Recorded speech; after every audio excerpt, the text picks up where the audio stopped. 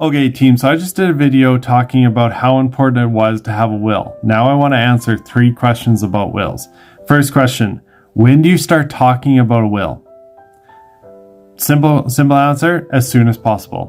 When you get a will, let your family know where that will is, and just a rough overview of what's actually in your will. You don't have to give them all the specifics, but a rough overview is a good idea. When it comes to kids, make sure that they're old enough to understand what the term will means and what expectations they have about getting in the will. Just start those conversations early. Let them know where the will is and a broad overview of what's in the will. That's it.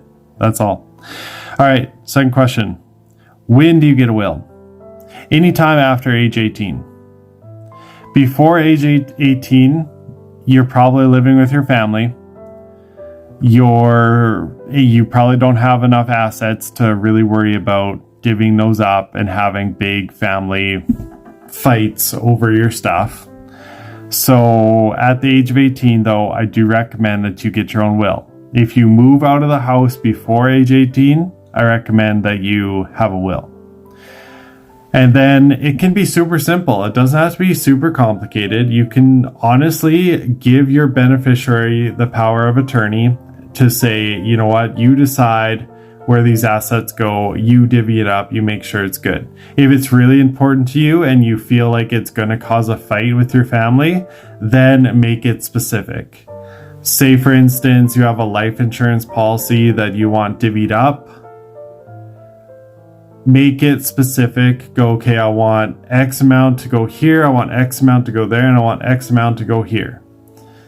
But for the most part, if you're like me, who doesn't have a lot of assets, who doesn't have a lot of things going, you don't need to have a complicated will. Just keep it simple. All right, last question.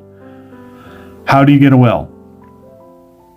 Honestly, for a super simple will, you can find it on the internet and just have a couple of people sign it, and that's probably good enough for a really, really simple will.